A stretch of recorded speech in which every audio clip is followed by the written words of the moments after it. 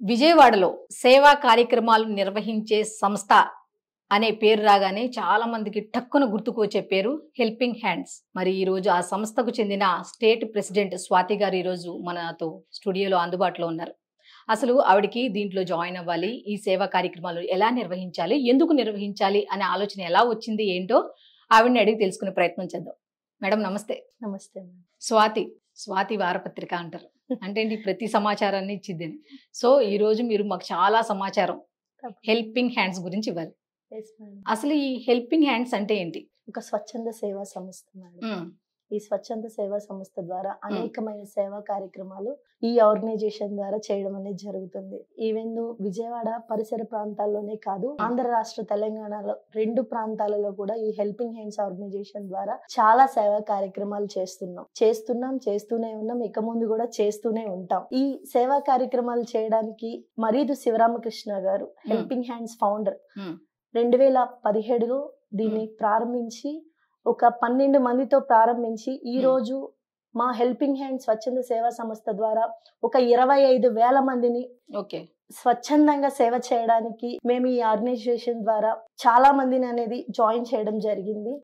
ఈ ఆర్గనైజేషన్ ద్వారానే కాదు, చాలా ఆర్గనైజేషన్స్ ఉన్నప్పటికీ హెల్పింగ్ హ్యాండ్స్ అనేది చాలా గొప్పగా మేమేదో చెప్పుకోవడం కాదు, మేము చేస్తున్న సేవా కార్యక్రమాలని అనేక ప్లేసెస్ నుంచి కూడా దీన్ని వాచ్ చేస్తూ యుఎస్ నుంచి గానీ అనేక ప్రాంతాల్లో ఫ్రెండ్స్ ద్వారా కూడా ఈ స్వచ్ఛంద సేవా సంస్థ చాలా బాగా సర్వీస్ చేస్తున్నాం మేడం. ఇంకా చెప్పాలంటే ఈ సేవా కార్యక్రమంలో భాగంగా అనేక కార్యక్రమాలు, ముఖ్యంగా రక్తదానం చేస్తున్నారు అండ్ ఫుడ్ డొనేషన్స్ చేస్తున్నాము, క్లాత్స్ డొనేషన్ చేస్తున్నాము.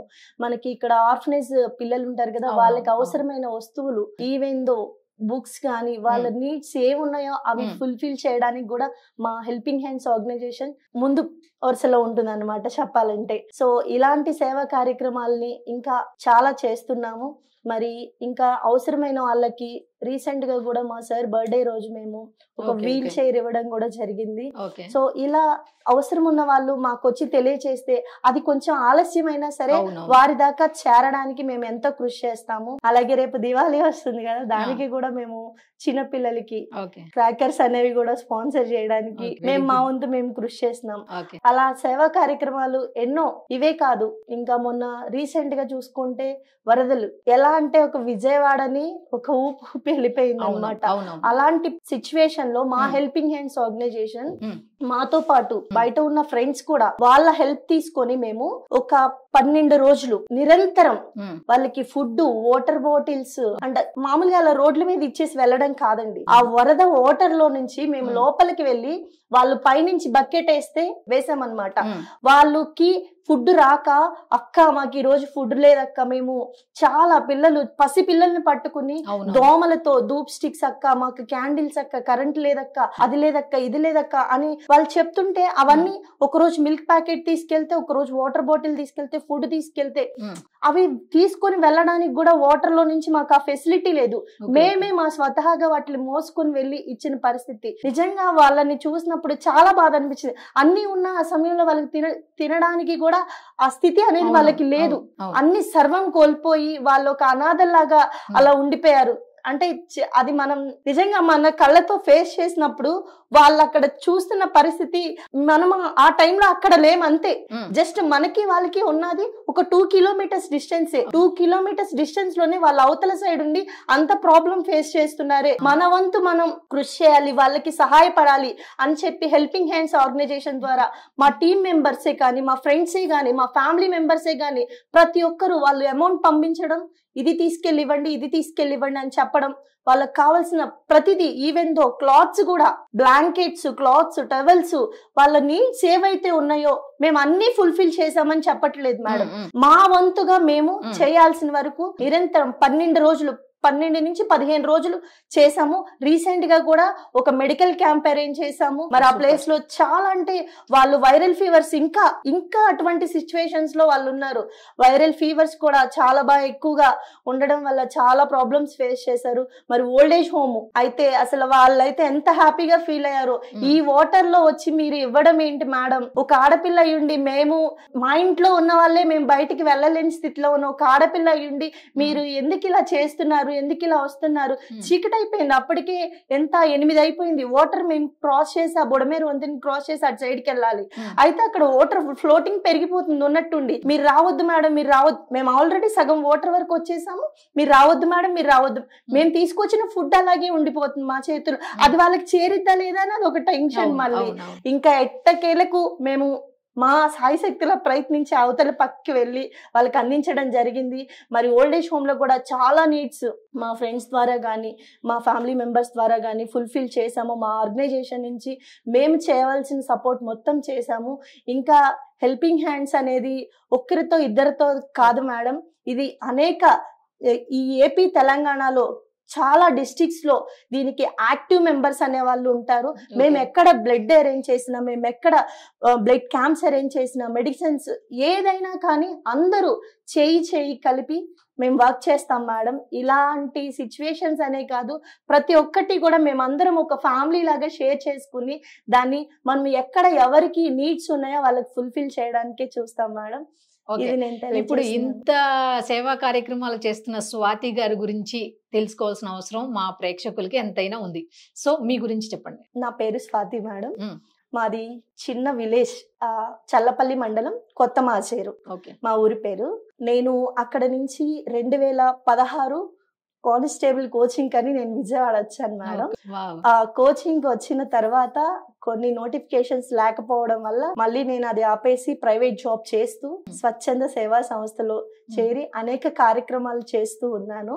అంటే మీకు గుండె ధైర్యం అప్పటి నుంచే ఉంది, కానిస్టేబుల్ అక్కడ దగ్గర నుంచే ఉంది అనమాట? లేదు మ్యామ్, దీని బిఫోరే నా కాలేజ్ డేస్ నుంచే నేను బ్లడ్ డొనేషన్స్ అనేది చేస్తూ ఉన్నాను.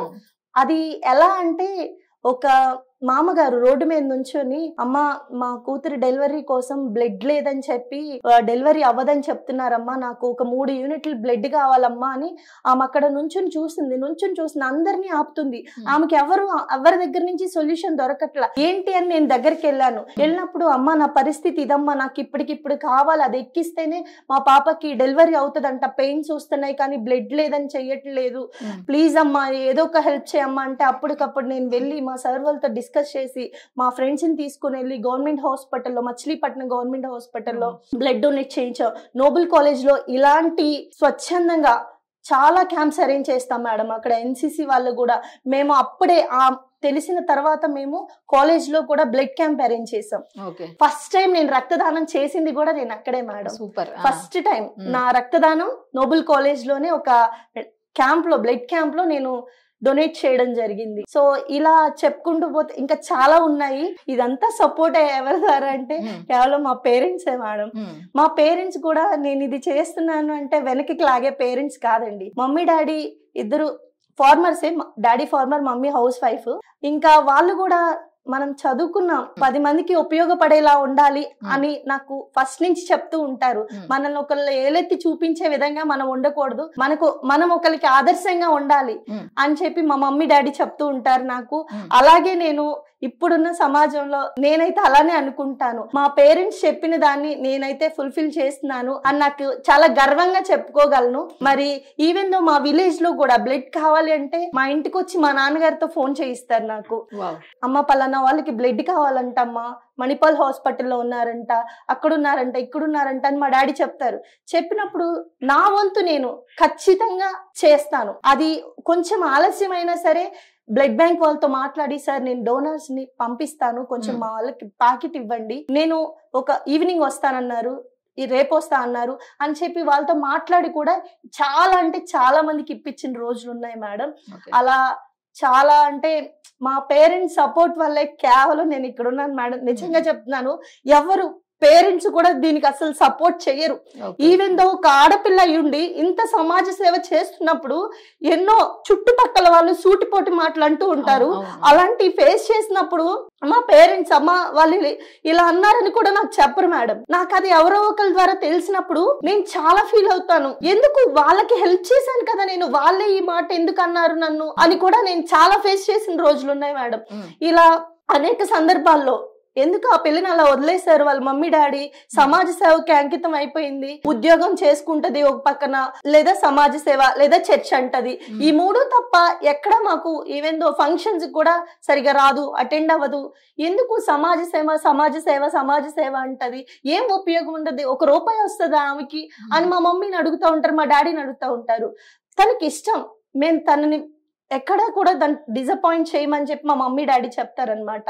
మరి అలాంటి సిచ్యువేషన్స్ కూడా ఈవెన్ దో మాకు 2 అక్కలండి, ఆ 2 అక్కలు కూడా ఎంత సపోర్ట్ అంటే చాలా సపోర్ట్ చేస్తారు. ఇలా వద్దు ఇది చెయ్యొద్దు అని కూడా అనరు. అది మంచి అయితే మాత్రం వాళ్ళే ప్రోత్సహిస్తారు మేడం. ఇది ముందుకెళ్ళి చెయ్యి, మనకి కాదు మన తరాల వాళ్ళకి, మన జనరేషన్ కి కూడా ఇది ఉపయోగపడదు. అలాగే మా అక్క వాళ్ళ కిడ్స్ కూడా మొన్న వరదల్లో ఫండ్ కలెక్ట్ చేయమన్నారంట వాళ్ళ స్కూల్లో. ఇంటింటికి తిరిగి ఫండ్ కలెక్ట్ చేసి, నేను ఇంత ఫండ్ కలెక్ట్ చేశాను పిన్ని అని చెప్పినప్పుడు నన్ను చూసి నేర్చుకున్నారు. నేను అనుకున్నా అప్పుడు చాలా ప్రౌడ్ గా ఫీల్ అయ్యా. అసలు వాళ్ళకి ₹1 ఇస్తే కొనుక్కు తినేస్తారు, అలాంటిది ఒక వారం రోజుల పాటు వాళ్ళు మొత్తం కలెక్ట్ చేసి వాళ్ళ తాతయ్య వాళ్ళు ఇచ్చినవి అన్ని తీసి ఇంకా ఫోన్ చేసి అమ్మమ్మ తాతయ్యని కూడా అడిగి వాళ్ళు తీసుకెళ్లి స్కూల్లో డొనేట్ చేశారంటే నేను చాలా ప్రౌడ్ గా ఫీల్ అయ్యాను మేడం. ఇప్పుడు ఇందాక మీరు బ్లడ్ డొనేషన్ గురించి మాట్లాడారు కదా, చాలా మంది బ్లడ్ డొనేషన్ అనగానే భయపడుతూ ఉంటారు. నిజమైన వాళ్ళ అనుకున్న అపోహలన్నీ కరెక్టేనా? అసలు నీరసం అయిపోతారనో, లేకపోతే బ్లడ్ మళ్ళీ అలా ఇచ్చేస్తే మళ్ళీ ఏమైనా డిసీజెస్ వస్తాయనో, ఇట్లా రకరకాలుగా ఆలోచిస్తూ ఉంటారు. మీ ఉద్దేశం ఏంటి దీని మీద? అసలు బ్లడ్ డొనేషన్ చేస్తే ఇలా అయిపోతది అని అన్నది చాలా అపోహ మేడం. అది జనాల్లో ఉన్న ఒక భయం, ఫియర్ అంతే. దాని గురించి నేను చెప్పాలంటే ఎగ్జాంపుల్ మా ఫ్రెండ్ సయ్యద్ అహ్మద్. తను ఒక ఫిట్నెస్ ఎలా అంటే ఇప్పటికి 58 సార్లు బ్లడ్ డొనేట్ చేశారు. చాలా ఫిట్ గా ఉంటారు, చాలా స్ట్రాంగ్ గా ఉంటారు, అనేక మందికి అవేర్నెస్ కూడా చేస్తారు తను. అలా తను చేసినప్పుడు మరి ఎదుటి వాళ్ళకి ఎలా ఉంటది మేడం? వాళ్ళేమి దానికి ఇది అవ్వట్లేదు, సిక్ అవ్వట్లేదు, చాలా స్ట్రాంగ్ గా ఉన్నారు చెప్పాలంటే. తను మరి ఇన్నిసార్లు డొనేట్ చేసినా తను ఎక్కడ సిక్ అవ్వాల. అలా ఎగ్జాంపుల్ గా చెప్పాలంటే చాలా మంది ఉన్నారు. 121 టైమ్స్, 135 టైమ్స్, 257 టైమ్స్ డొనేట్ చేసిన వాళ్ళు కూడా ఉన్నారు. మరి వాళ్ళు కూడా చెప్పాలి కదా మేడం. ఇదంతా ప్రజలలో ఒక అపోహ అంతే. మనం రక్తదానం చేయడం వల్ల మనకి హార్ట్ స్ట్రోక్స్ అనేది రాకుండా, క్యాన్సర్ రాకుండా, ఇలా చాలా అంటే మన బాడీలో ఐరన్ కంటెంట్ కూడా మనకి పెరుగుతుంది అనమాట. కొత్త రక్తం మనకి జనరేట్ అవుతా ఉంటది. అంటే 8 నెలలకు ఒకసారి ఇవ్వాలి అన్న రూల్ ఏమైనా ఉంటుందా? ప్రతి 3 నెలలకు ఒకసారి ఆరోగ్యవంతులుగా ఉన్న ప్రతి ఒక్కరూ రక్తదానం చేయొచ్చు మేడం. Okay okay. అంటే ఆ 3 నెలలకు ఒకసారి టెస్టులు చేస్తూ ఉంటారా? తీసుకున్న ప్రతిసారి చేస్తూ ఉంటారా? Yes madam. వాళ్ళ బ్లడ్ పర్సంటేజ్ ఎంత అయితే ఉందో చూసుకుని దాన్ని బట్టే మనకి ఇది క్యాలిక్యులేట్ చేయడం అనేది జరుగుతుంది. వీళ్ళు ఇప్పుడు ఒకవేళ సపోజ్ వీళ్ళకి బ్లడ్ పర్సంటేజ్ తక్కువగా ఉంది అంటే 3 నెలలైనా మేము తీసుకోం మేడం. ఖచ్చితంగా 3 నెలలు దాటితేనే ఈ రక్తదానం అనేది చేయిస్తాం. అంటే ఇప్పుడు నేను అనే మాట మీకు బాధ కలిగించవచ్చు, కాకపోతే జనరల్ గా బయట అనుకునేది ఇలా బ్లడ్ ఇలా చారిటీస్ పెట్టి బ్లడ్ ఇలా తీసుకొని అమ్ముకుంటారు, వ్యాపారం చేసుకుంటారు అనే వర్డ్స్ కూడా వినిపిస్తాయి. మీరని కాదు, జనరల్ గా వినపడే వర్డ్ అది. ఇది చెప్తారు సమాజంలో ఉన్న. నేను ఎలా చెప్పాలంటే దీన్ని నా కళ్ళతో నన్నే అన్న వాళ్ళు చాలా మంది ఉన్నారు. నన్ను డైరెక్ట్ గా అన్న వాళ్ళే, ఇండైరెక్ట్ గా అన్న వాళ్ళు కూడా చాలా మంది ఉన్నారు. దీనికి నేను చెప్పే సమాధానం ఏంటంటే రక్తం అమ్ముకోవడానికి అసలు ఎవరి దగ్గర తీసుకోరు మేడం. ఎందుకు అంటే ఒక మనిషికి రక్తం అవసరం కాబట్టే అడిగి వాళ్ళకి ఇప్పిస్తున్నాం తప్ప దాన్ని అమ్ముకుని వాటితో బాగుపడాలి, వాటితో మేడలు కట్టాలి అని అయితే అసలు ఈ సమాజంలో లేరు మేడం. స్వచ్ఛంద సేవ సంస్థలు చేస్తున్న వారంతా కూడా ఇప్పుడు ఒక స్వచ్ఛంద సంస్థ చేస్తే ఈ రక్తదానం అయ్యేది కాదు మేడం. ఒక స్వచ్ఛంద సంస్థ చేస్తే ఇది మొత్తం జరిగిపోయేది కాదు. ఎందుకంటే ప్రతి బ్లడ్ డోనర్ కూడా సపోర్ట్ చేసి వాళ్ళు ఇస్తేనే. ఇప్పుడు బ్లడ్ డోనర్స్ ఏం పిచ్చోళ్ళు కాదు మేడం. ఇచ్చేస్తే వీళ్ళు అమ్ముకోవడానికి పెట్టేసుకున్నారు అని వాళ్ళు ఇచ్చేసి ఏం వెళ్ళరు. వాళ్ళ బ్లడ్ వాళ్ళు ఎందుకు ఇవ్వాలి అమ్ముకోవడానికి? అయితే ఒక మనిషికి ఉపయోగపడిద్ది. అంటే బ్లడ్ ఇచ్చే వాళ్ళ దగ్గర మీరు అమౌంట్ తీసుకోరు, మీరు బయట వాళ్ళకి ఏమైనా అవసరమైనా కూడా వాటికి డబ్బుల కోసం అమ్మరు? అస్సలు అమ్మం మేడం. ఓకే. ఇప్పుడు ఏదైతే బ్లడ్ బ్యాంక్ వాళ్ళకి ప్రాసెసింగ్ ఛార్జెస్ ఉంటాయో అవి వాళ్ళ దగ్గర కలెక్ట్ చేసుకుంటారు అంతే. ఇప్పుడు లేదు, వాళ్ళు చాలా పేదవాళ్ళు, అది కూడా కట్టలేని స్థితిలో ఉన్నారు. సార్ మేము ఇంకో డోనర్ పంపిస్తాం, వాళ్ళకి అరేంజ్ చేయండి సార్ బ్లడ్ అని మేము చెప్తాం మేడం. ఇప్పుడు పెట్టుకోలేని స్థితిలో ఉన్నారు, పేద స్థితిలో ఉన్నారు కాబట్టి వాళ్ళకి అక్కడ నీడ్ కాబట్టి ఖచ్చితంగా మా వంతు మేము కృషి చేస్తాం మేడం వాళ్ళకి. శీతాకాలం వచ్చేసరికి రాత్రి పూట పాపం ప్లాట్ఫామ్స్ మీద పడుకున్న వాళ్ళకి దుప్పట్లు అవి ఇస్తూ ఉంటారు. అలా ఆ కార్యక్రమం చేసేటప్పుడు ఎవరికైనా గుండెల్లో అదొక టైపు తెలియని బాధ, అబ్బా ఏంటి ఇది అనిపిస్తుంది. కొన్ని సందర్భాల్లో ఏంటి వాళ్ళకి మనకు సంబంధం లేదు, మనం ఎందుకు ఎంత కష్టపడాలా, మనం ఎందుకు వణుక్కుంటూ మనం చేయాలా అన్న ఆలోచన కూడా కలుగుతుంది. దీనికి మీరు ఈ రెండింటికి ఆన్సర్ ఏం చెప్తారు? ఎస్ మేడం, నేను చెప్తాను మేడం. నిజంగా ఫుట్పాత్స్ మీద పడుకున్న వాళ్ళ సిచ్యువేషన్ చూసినప్పుడు దోమలు, మేము ఇలా బ్లాంకెట్ కప్పడానికి వెళ్ళినప్పుడు వాళ్ళ మీద నుంచి ఇలా ఒక గుట్టలాగా పైకి దోమలు ఎగుస్తాయి మేడం. ఇలాంటి సిచ్యువేషన్ లో చూసినప్పుడు దేవా మమ్మల్ని అయితే ఈ స్థితిలో మీరు ఉంచలేదు, ఒకరికి ఇచ్చే స్థితిలో మమ్మల్ని ఉంచారు కాబట్టి మేము ఈ హెల్ప్ చేయగలుగుతున్నాం. ఇలా ఫుట్పాత్స్ మీద ఉన్న వాళ్ళే కాదండి, ఇంకా షెల్టర్లెస్ పీపుల్స్ చాలా మంది ఉన్నారు. విజయవాడలో చెప్పాలంటే మేము మినిమం ఒక 2000 బ్లాంకెట్స్ అన్న పంచుతాం మేడం. ఇప్పుడు వింటర్ లో ఖచ్చితంగా 2000 పైనే మేడం, అసలు 2000 అనేది తగ్గదు. అలా ఒక 3-4 సార్లు పంచుతాం ఈ వింటర్ లోనే. 3-4 సార్లు ఒక ఏరియాకి ఇప్పుడు ఇచ్చామంటే అలా కాదు, విజయవాడ చుట్టుపక్కల ప్రాంతాల్లో, గుంటూరు, విజయవాడ, మచిలీపట్నం, రాజమండ్రి, అలా మా హెల్పింగ్ హ్యాండ్స్ టీమ్ తిరుపతి ఎక్కడైతే ఉన్నారో ప్రతి ప్లేస్ లోనూ ఈ డిస్ట్రిబ్యూషన్ అనేది చేస్తాం. నాట్ ఓన్లీ విజయవాడ, మా హెల్పింగ్ హ్యాండ్స్ ఆర్గనైజేషన్ ఎక్కడైతే ఉందో అక్కడ కొన్ని ప్లేసెస్ లో తక్కువ మంది ఉంటారు, కొన్ని ప్లేసెస్ లో ఎక్కువ మంది ఉంటారు. ఉన్న ప్రతి చోట కూడా మేము ఈ బ్లాంకెట్స్ డిస్ట్రిబ్యూషన్ అనేది చేస్తున్నాం మేడం. ఓకే, నెక్స్ట్ ఫుడ్ కూడా పంచుతూ ఉంటారు కదా, ఇది మీకు అనిపించినప్పుడు చేస్తారా, లేకపోతే ప్రతిరోజు చేస్తారా, లేకపోతే వారానికి ఒకసారి చేస్తారా? ఇప్పుడు మేమైతే మాత్రం మేడం హెల్పింగ్ హ్యాండ్స్ ఆధ్వర్యంలో చాలా సేవా కార్యక్రమాలు జరుగుతున్నాయి కదా, అలాంటిది ఇప్పుడు మాకు మజ్జిగ కేంద్రం దగ్గర 537వ రోజు ఇప్పటికి కొనసాగుతూనే ఉంది. ప్రతి రోజు మధ్యాహ్నం పూట మజ్జిగిస్తాం. అలాగే ప్రతి శనివారం అక్కడ ఫుడ్ డొనేషన్ అనేది ప్రొవైడ్ చేస్తాం. అలా కాకుండా మా బర్త్డేస్ అప్పుడు, మా ఫ్యామిలీస్ వాళ్ళ ఫంక్షన్స్ అప్పుడు ప్రతి ఒక్కరు వాళ్ళకి పెళ్లి రోజు అప్పుడు గాని, పుట్టినరోజు అప్పుడు గాని ప్రతి ఒక్కరు కూడా స్పాన్సర్ చేసి, మేడం మేము ఇలా పేదవాళ్ళకి ఫుడ్ పెట్టాలనుకుంటున్నాం మేడం, మీరు తీసుకెళ్లి పంచండి మేడం, మాకు రావడానికి అవ్వదు మేడం, మేము మనీ అయితే హెల్ప్ చేయగలం గానీ మేమైతే రామ్ మేడం అంటారు. అలా మేము తీసుకొని వెళ్ళి మేమే ఆర్డర్ చేసుకుని ఫుడ్ మేమే వాటిని స్వయంగా తీసుకెళ్లి వాళ్ళకి ఇస్తాం మేడం. నేను నిన్నగాక మొన్నే మేము ఫుడ్ తీసుకెళ్లి ఇచ్చినప్పుడు బిఆర్టీఎస్ రోడ్ లో శారదా కాలేజ్ దగ్గర మేము తీసుకెళ్లి ఇచ్చినప్పుడు అక్కడ ఆయన పరిస్థితి ఎలా ఉందంటే, నిజంగా చెప్తున్నాను మేడం, మేము వెళ్ళింది కూడా 9:30 అప్పుడు వెళ్ళాము. అతను ఒక బిర్యానీ ప్యాకెట్ ఇచ్చేసాం, తినేశాడు. తినేసేసి ఫాస్ట్ గా మళ్ళీ మా దగ్గరికి వచ్చాడు. మేము అక్కడే ఉన్నాము, ఎంత ఒక పావు గంట సేపు ఉన్నాం మేము అక్కడే ఉన్నప్పుడు. ఆయన మళ్ళీ వచ్చి ఆకలేస్తుంది అన్నాడు. ఇప్పుడే కదా తీసుకెళ్ళిందని మేము అన్నాము, ఆకలేస్తుంది అన్నాడు. మళ్ళీ ఇచ్చాం. మళ్ళీ ఆ ప్యాకెట్ పట్టుకుని ఎమోషనల్ గా బాగా ఏడ్చేశాడు. నా అన్న వాళ్ళు నాకు ఇక్కడ ఎవరు లేరండి, నేను ఒక వలస కూలీలని, నాలాంటి వలస కూలీలు ఇంతమంది ఉన్నారు ఇక్కడ, వీళ్ళందరికీ కూడా నాకు 3 రోజుల నుంచి పని లేదు, ఫుడ్ లేదు, ఎవరు పెడతారా ఎవరు వస్తారా అని నేను ఎదురు చూస్తున్నాను మేడం. 3 రోజుల నుంచి నేను ఫుడ్ తినలేదు, ఇప్పటికి కూడా మీరు రాకపోతే నేను అదే పస్తులుని పడుకునేవాడిని అని చెప్పి చాలా దగ్గరగా ఏడ్చారు ఆయన. పెద్ద ఆయన మాకంటే వయసులో. నాకు చాలా బాగా అనిపించింది. మేము వస్తూ ఉంటున్నాము, ఇస్తూ ఉంటున్నాం అంటే అది చేరవలసిన వాళ్ళకి ఖచ్చితంగా మేము చేరుస్తున్నాం మేడం. కానీ ఇంకా మేము చెయ్యాలి అనుకుంటున్నాం. కానీ మేము మొన్న పంచిపెట్టింది దగ్గర ఒక 150 ప్యాకెట్స్ వరకు పంచాము, బిర్యానీ ప్యాకెట్స్. పంచినప్పుడు ఇంకా 150 మెంబర్స్ కి కావాలంటే ఆ టైంలో మేము చేయలేము. సో మేము ఉన్న 150 మెంబర్స్ కి పంచగలం కానీ మిగతా వాళ్ళకి పంచలేదు. అలాంటి స్థితిలోనే ఈ పెద్ద ఆయనకి కూడా ఒక 2-3 డేస్ ముందు నుంచి ఫుడ్ అందలేదు. సో ఆ రోజు అందినప్పుడు ఆయన తిన్నప్పుడు చాలా అంటే చాలా హ్యాపీగా ఫీల్ అయ్యారు. నిజంగా ఆ పెద్ద ఆయన చెప్పినప్పుడు నాకు చాలా బాధ అనిపించింది. ఇంత చేస్తున్న మీకు ఏదైనా ఒక రోజు అబ్బా ఏం చేస్తాంలే ఇంకా చాలే చేసింది అనిపించిందా ఒక్కరోజైనా?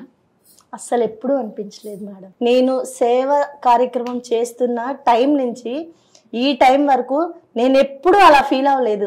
ఇంకా నా చుట్టూ ఉన్న వాళ్ళే నన్ను అంటారు, ఎప్పుడు చూసినా ఎక్కడ ఫుడ్ డొనేషన్, అక్కడ బ్లడ్ క్యాంపు, అక్కడ ఫుడ్ పంచాలి, ఇక్కడ పంచాలి అని పరుగులు పెడుతూ ఉంటావు ఏంటి నువ్వు? అసలు చూస్తుంటే మాకు చిరాకు పుడుతుంది, నీకెప్పుడు అనిపించడం లేదా అలా? అంటే జనరల్ గా ఎందుకు అడుగుతారంటే మీ ఏజ్ లో ఉన్న వాళ్ళు అంటే చిన్నపిల్లలే కదా, కాబట్టి మీరు కూడా చాలా మంది సినిమాలకి, షికార్లకి, లేకపోతే ఫంక్షన్స్ కి, లేకపోతే మంచిగా అందంగా ఉండాలి, ఇలా రకరకాలుగా ఆలోచిస్తూ ఉంటారు. సో ఇలా సేవా కార్యక్రమాలు వైపు వచ్చేవాళ్ళు ఎవరు ఏ 50+ వాళ్ళో లేకపోతే 40+ వాళ్ళో అట్లా వస్తూ ఉంటారు కదా. సో మీకు వచ్చింది కదా, ఆ ఉద్దేశంతో వాళ్ళు మేబీ అలా అడిగి ఉండొచ్చు. వాళ్ళకి మీరు ఇచ్చే సమాధానం ఏంటి? అంటే కొంతమంది గట్టిగా చెప్తారే ఎందుకు పని లేదా నీకు అన్నట్టు, కొంతమంది ఎందుకమ్మా మానేయమ్మా అంటారు, కొంతమంది మన వెనక మాట్లాడుకుంటారు. వీళ్ళందరికీ మీరు గట్టిగా వార్నింగ్ ఇస్తున్నట్టుగా ఏం చెప్తారు ఆన్సర్? నిన్ను వలే నీ పొరుగు వారిని ప్రేమించుము అన్న బైబిల్ వాక్యం ప్రకారం నేను అందరినీ ప్రేమిస్తూ సమాజంలో ప్రతి ఒక్కరికి చెయ్యాలని ఉంటది కానీ ఎవరు చేయలేరు. నాకు టైం లేకపోయినా దాన్ని క్రియేట్ చేసుకుంటా ఈ సర్వీస్ చేయడానికి.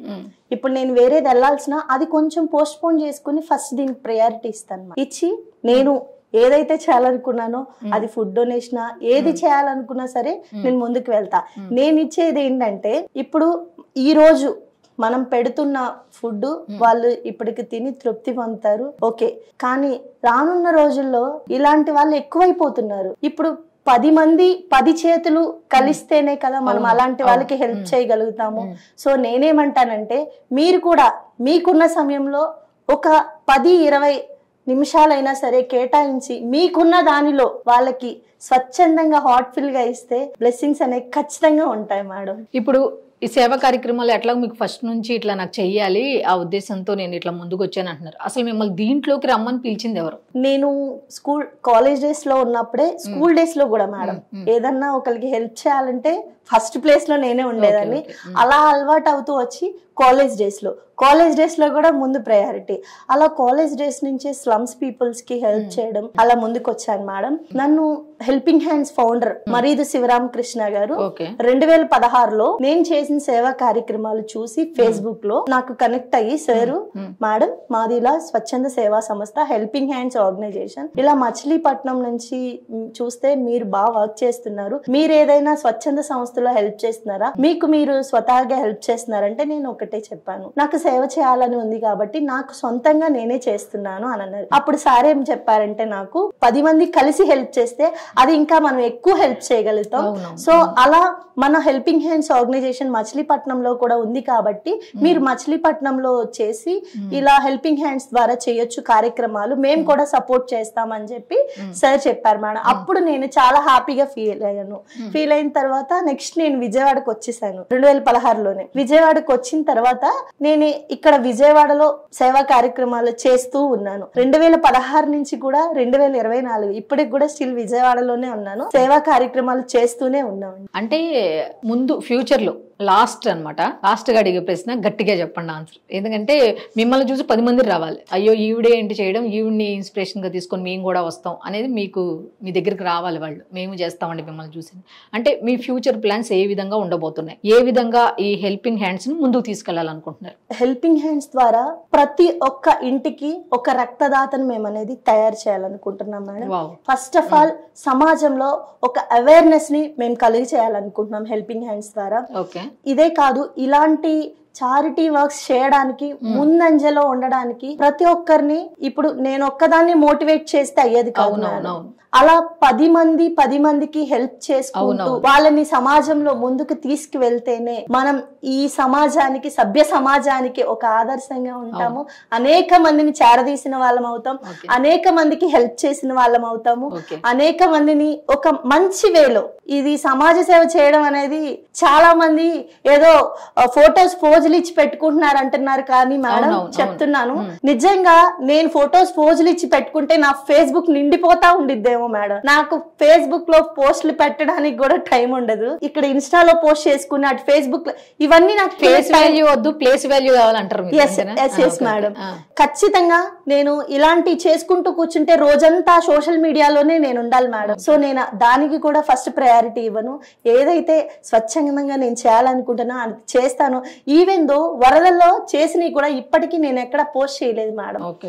ఎందుకంటే నాకు టైం లేదు. నాకు అలాంటి టైం లేకుండా నేను ఇలాంటి సమాజ సేవకు నేను చేస్తున్నందుకు గాను నన్ను అనేక స్వచ్ఛంద సేవా సంస్థలు పిలిచి అవార్డ్స్ ఇస్తున్నాయి. నిన్న కూడా నేను హైదరాబాద్ లో ఒక అవార్డ్ ఫంక్షన్ కి వచ్చి ఈ రోజు ఇక్కడ ఇంటర్వ్యూ చేస్తున్నాను. యంగ్ ఇండియా వాళ్ళు నేషనల్ అవార్డ్స్ ఇచ్చినప్పుడు మరి నన్ను కూడా పిలవడం అంటే అది నేను చాలా ప్రౌడ్ గా ఫీల్ అవుతున్నాను. అక్కడ వచ్చినప్పుడు అందరూ నార్త్ ఈస్ట్ వాళ్ళతో సహా అక్కడ వచ్చారు ఆ ప్లేస్ కి.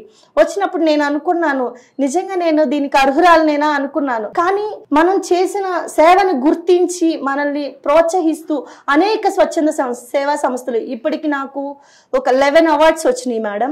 కడప, కర్నూలు, ఇటు గుంతకల్, ఇటు అనంతపురం, ఇట్లా చాలా ప్లేసెస్ నుంచి నేను అవార్డ్స్ తీసుకోవడం జరిగింది. నిజంగా చాలా ప్రౌడ్ గా ఫీల్ అవుతున్నాను. నేను చేస్తున్న సేవలు గుర్తిస్తున్నందుకు చాలా మంది నాతో పాటు కొన్ని వేల లక్షల ఆర్గనైజేషన్స్ ఉన్నాయి మేడం. ప్రతి లక్షల ఆర్గనైజేషన్ ఎయిమ్ ఏంటంటే మనం స్వచ్ఛందంగా సేవ చేస్తున్నాం. ఏ ఒక్కరి దగ్గర నుంచి ఇప్పుడు ఏదో జీతం ఇస్తారని చెప్పి కాదండి, మనం చేస్తున్న కార్యక్రమం ఒక 10 మందికి ఉపయోగకరంగా ఉందనే ఈ కార్యక్రమం పూనుకోవడం జరిగింది మేడం. ఓకే, థ్యాంక్ యూ అండి. Thank you. Me helping hands ద్వారా ఇంకా మంచి మంచి కార్యక్రమాలు భవిష్యత్తులో మీరు నిర్వహించాలని మేము కోరుకుంటూ సెలవు తీసుకుంటున్నాం. Thank you madam. Thank you so much. ఇది ఈనాటి స్పెషల్ ఇంటర్వ్యూ. మళ్ళీ రేపు మరో ఇంటర్వ్యూలో కలుద్దాం. అంతవరకు సెలవు. నమస్కారం.